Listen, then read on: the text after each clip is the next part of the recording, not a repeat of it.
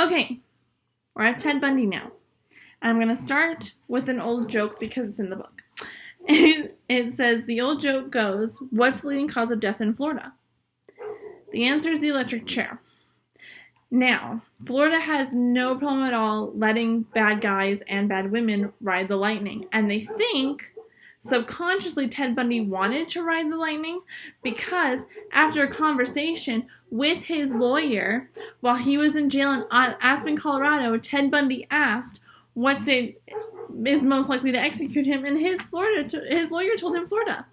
So it makes you wonder why Ted Bundy, knowing this, would travel across the country from Colorado to Florida just to kill somebody. So, we may not know his motives, but we do know that Ted Bundy ranks as one of the most malevolent serial murderers of the 20th century because he was a con man supreme. It's crazy. If you were a pretty girl and you had long, dark hair and you parted it down the middle, there's a very good chance that Ted Bundy would be attracted to you. So, if you met Ted Bundy, you were in deep trouble. If you had long, dark hair and parted it down the middle. Now, I have naturally dark brown hair. And when I was younger, I parted it down the middle. As I got older, I started parting it on the side because I'm a millennial like that. Even though I'm Gen Z. But yeah. Pretty women with long, dark hair that was parted down the middle. So, Bundy was a trim man, about 6 feet tall. He had wavy dark brown hair. This has penetrating eyes and even features. So, they're trying to say he was attractive. Have you ever seen Ted Bundy? He's not that attractive. In the pool of serial killers, he was probably one of the most attractive one. But he's an average-looking guy at best. Okay, he's not that attractive. And everyone's like, oh, he was so attractive. Not really. Just saying. Here it says he was handsome and articulate. He was definitely articulate, but he wasn't that handsome. If you've seen pictures of him, I think he's average, but whatever. So Bundy graduated from the University of Washington and went partway through law school, which is why he was his own attorney. And he was active in both politics and community activities while in Seattle, where he was raised, and he even worked for the Governor Dan Evans at a time. Ironically, he was one of the volunteers on Seattle's crisis hotline for people who were contemplating suicide. Or they had other problems. So yes, he counseled people over the phone who were contemplating suicide or had other problems. That is kind of ironic. Now, it's hard to imagine that behind this polished exterior, there was a monster. So Anne Rule was one of the top crime writers, or true crime writers in America at the time, befriended Bundy at the crisis hotline, and never suspected, that he was the one who's committing these murders. Now that was at the time in Washington. She was one of the top true crime reporters, and she never suspected Bundy. Now, she went on to write a book about Bundy called The Stranger Beside Me. I really want to read it. That would be my next book. Now, the serial killer in the motion picture, The Silence of the Lambs, who lures a woman into his van by pretending his hand is broken and he needs help carrying a piece of furniture, is kind of what Bundy did. He'd say, hey, can you help me load my groceries? I broke my hand. Can you help me load my my boat onto my car? I hurt my back. Stuff like that. Or, hey, can I use your phone to call a tow truck? Just come with me. This is where my car is. Yeah. He was very, very clever. So he did approach 2 women in one day at Lake Sammamish, I think that's how it's pronounced, State Park in Washington. So he approached one in the morning and one in the afternoon and asked each of them for help loading his boat onto his Volkswagen Bug. Now, who carries a boat on a Volkswagen Bug? I'll never know. Now, the women went with him, and that was the last time that anyone saw him alive. He committed the exact same ruse twice in one day. That's pretty amazing to me. Okay? Now, he tried it on other women as well, who did not fall into the trap. One woman in Tallahassee, Florida, told the local newspaper coming out of the Florida State University Library, so FSU, that's how I'll refer to it from now on, the FSU Library one night, and she encountered a scruffy-looking man whose arms were loaded with books, and he seemed to be in obvious pain and was struggling to carry his books with one arm, so he probably had a cast on his other arm pretending it was broken. The woman offered to help them carry him, and she walked alongside him in the dark, because it's night. Now, there was something about him that turned her off, and by the time they arrived at his car, his VW Bug, with the rear seat missing, she got scared. So when he asked her to get in, then ordered her, she ran away, saved her life. Now, there are no way to tell how many women Bundy actually killed, because there's probably bones buried in some godforsaken woods. But the police estimate about 40. Now, invariably, as mentioned earlier, Bundy's victims were pretty with dark hair that was parted in the middle. Most of the killings occurred in the Pacific Northwest, but 3 occurred in Florida, and 2 of those in the Chi Omega sorority house at FSU. This is when it gets kind of detailed, so if you're squeamish, I'd stop watching now. So, Bundy was ensconced in jail in Aspen, Colorado, while a number of murders in the state were being investigated. In December, against the advice of his attorney, Bundy filed a motion with the judge for a change of venue. So, Aspen is a very liberal state, it was one of the most liberal towns in the state, and he was likely to get a lighter sentence, but the judge obliged him and moved him to Colorado Springs. Now, too late, Bundy realized that his trial would be held in probably the most conservative, law enforcement conscious city in all of Colorado, where 4 of the 5 murders on the state's death row had been tried. If you're in a liberal state, liberal city, chances are you're going to have a lighter sentence. You're in a conservative city, you're going to fry. We're going to fry you. Well, now we kill you with lethal injection, but. So, Bundy realized he had to break out of prison to avoid being tried and sentenced in Colorado Springs. So, he found a metal plate directly above the ceiling light fixture in his cell that had been improperly welded and was loose. How they didn't notice that before, I don't know. So by prying and probing, he was able to push it off, leaving an opening about 1 square foot. Now, Bundy had been dieting to lose weight, and he was down to a very lean 150 pounds. So he realized that he could wriggle through the hole in the ceiling above. Now, the jail was only a 1-story building with a very low ceiling, or with a very low attic. And the attic was connected to other rooms. A few times, Bundy stealthily crawled up into the ceiling to explore, and he found an escape route. He could break through a plasterboard ceiling into a closet in the jailer's house. Now, one night, the jailer and his wife went out to the movies, so Bundy dropped down into the jailer's house and made his escape. Now, he was not discovered missing until the next day at noon, when the jailers went in to wake Bundy up and discovered that he had bulked up items in his bed to make it look like he was sleeping there. But he was stealing cars and taking public transport across the country until he hit Florida. You can't really go across the country. I mean, you can go up, but that's about it. So, Bundy had always liked college campuses. So when he got to Tallahassee, after escaping from jail, he took a room. He had about $700 in cash on him on West College Street in a big rooming house called the Oak. Now, the Oak housed a number of people who went to FSU, and using the name, it was about a block away from campus, and using the name Chris Hagen, Bundy started hanging around the campus and joining them in the activities, because had he used his actual name, people would probably turned him in, knowing, you're on death row in Colorado Springs, why are you here? So, on the night he began to kill in Florida, he went to a local bar that the students frequented a lot, and at least one girl there had a very, very close brush with death. So he danced with her and then asked her if she wanted to take a ride. She almost did, but demurred because of a certain look in his eyes that she didn't like. So her life had been saved because she caught a glimpse of the madman that he was hiding in his eyes. And that reminds me of, if you ever watched the show Grimm, it's one of my favorites.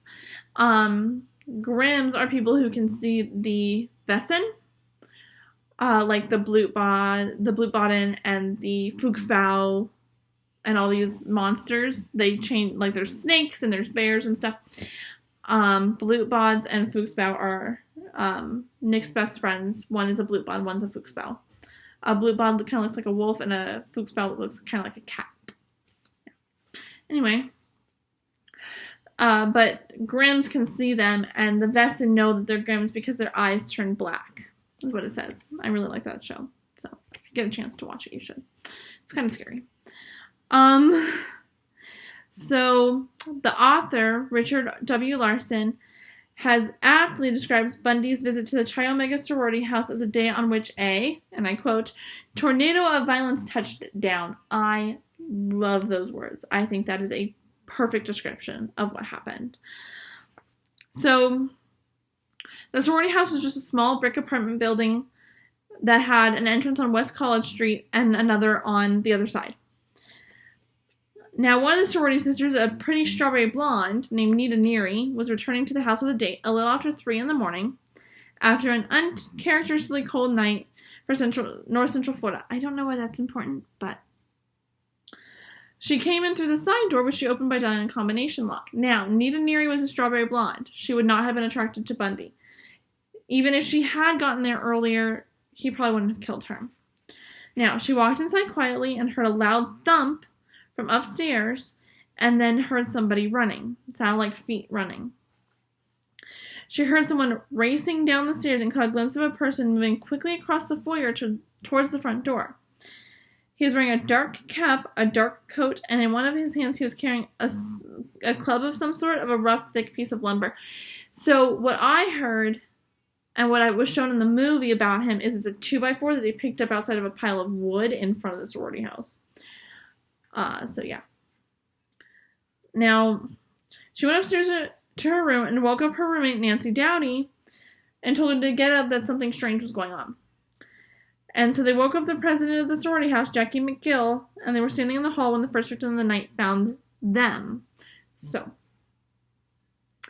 here is when we get really into depth and really gory. So I'm going to warn you one more time. If you are still watching and you are squeamish, leave the video now. Okay? I don't want you to leave the video when it gets really bad.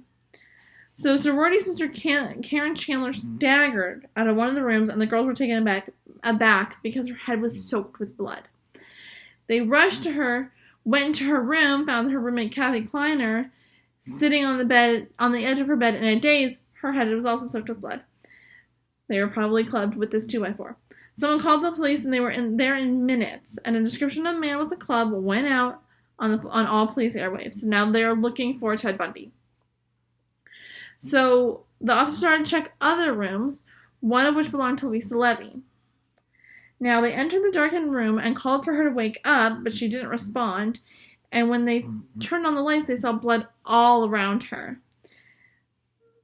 She was lying prone on the bed, covered with a sheet. So an officer pulled the sheet back and saw that her buttocks was bloody. And when he rolled her over, he saw that she was already cyanotic. So that basically means her lips were purple and her eyes had a grayish film. So she had been dead for a while. Now, in the hall, someone was screaming that she hadn't seen another one of the sorority sisters, Margaret Bowman.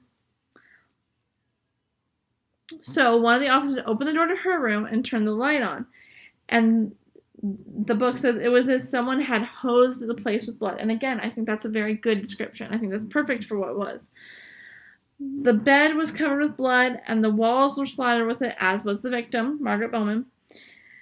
The officer saw something that made him gasp.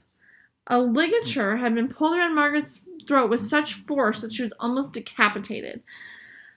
Now, Kathy Kleiner and Karen Chandler were taken to a hospital and survived. Those were the first two. The ones that were just, one ran out into the hall and one was sitting on the edge of her bed in a daze. Now, they have physical and psychological wounds that will last all their lives, but they did survive the attack. Lisa Levy and Margaret Bowman were dead. Now, we know that because Lisa Levy was already cyanotic, and Margaret Bowman had a ligature pulled so tight that she was almost decapitated.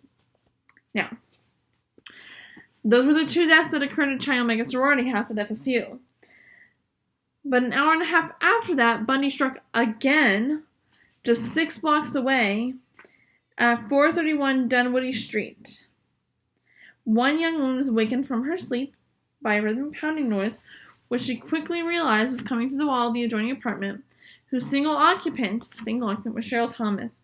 She awoke her roommate, and they heard Cheryl, a pretty dance major from Richmond, crying and moaning. So one of the women called Cheryl's number, and when the phone started to ring, they heard the sound of someone running away, banging into things. Bundy had been frightened off when her phone started to ring. That might have saved her life.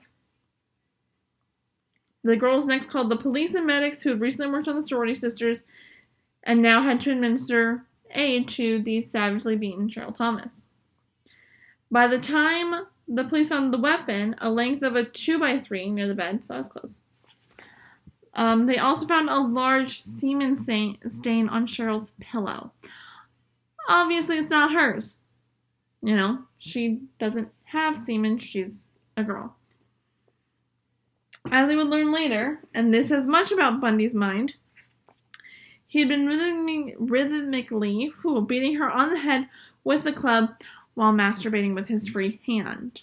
Okay, so this was turning him on. This was giving him a sexual release, almost.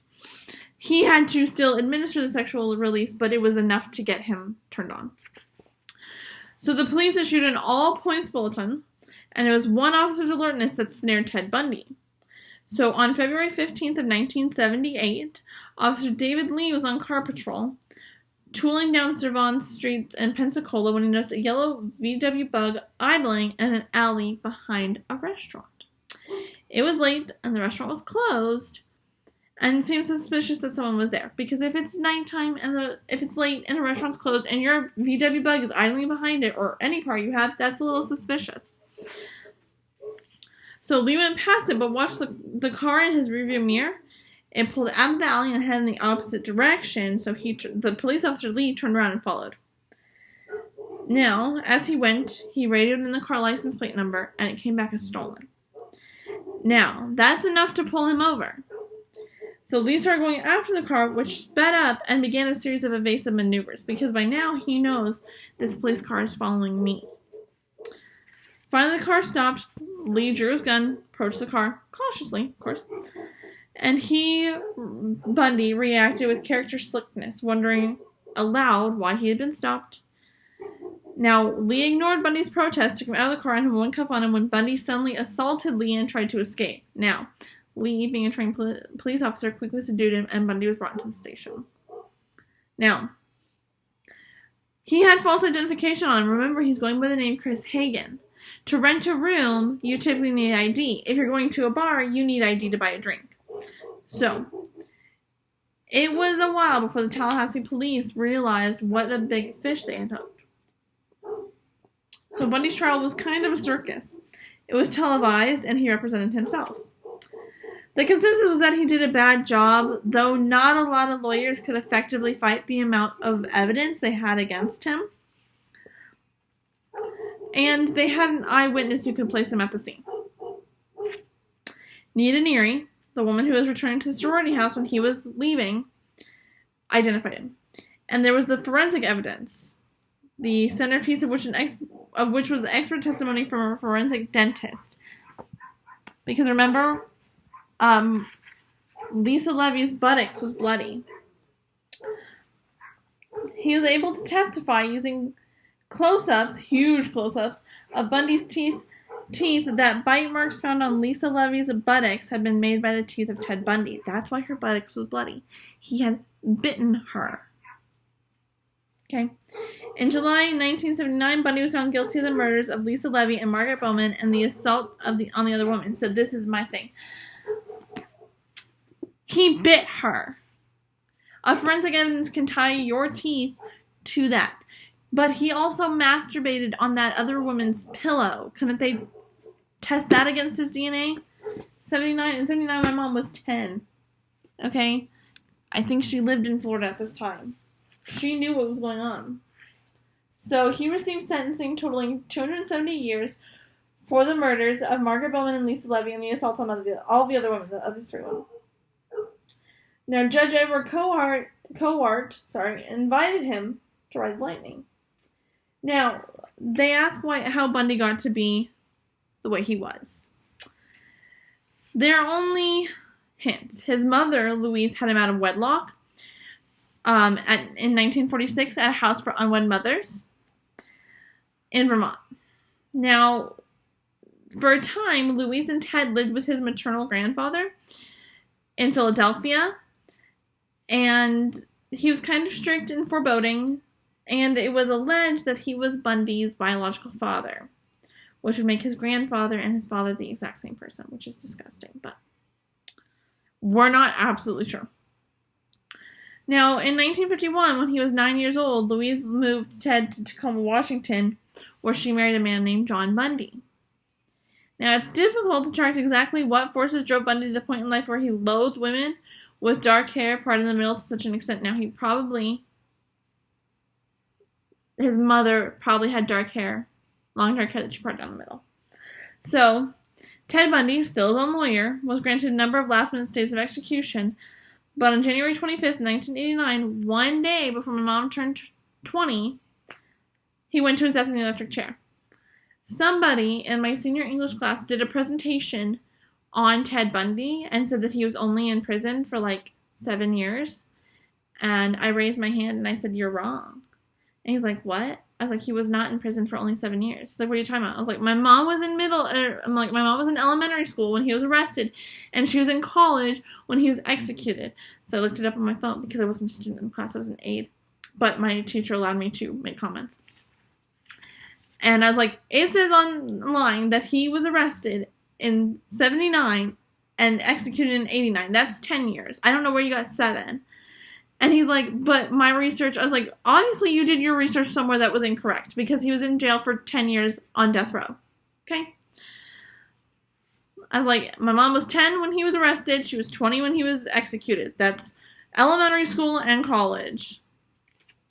So, Bundy got very close to being murdered before the trial because the father of one of his victims, Kimberly Smith, spotted him being transported in a car and contemplating driving his car into the police car to kill Bundy, but he was able to control himself. So he was not in jail.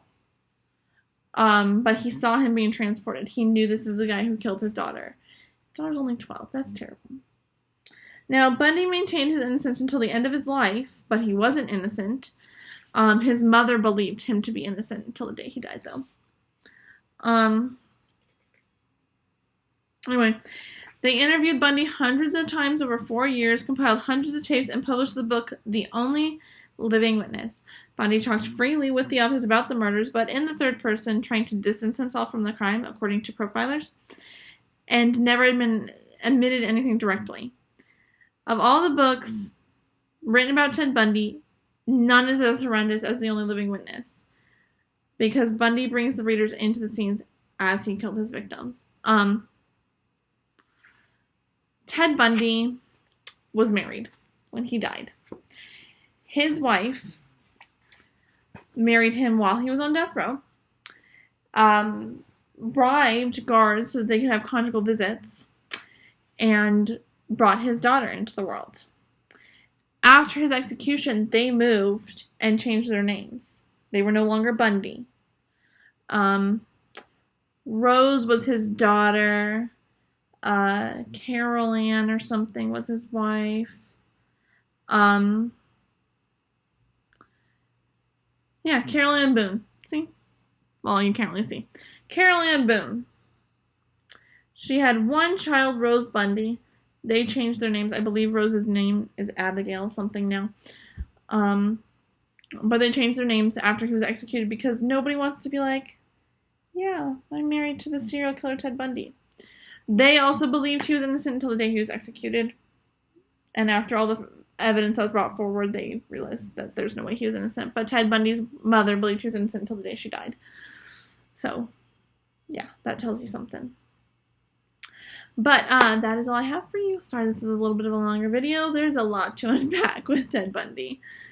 But I hope you enjoyed.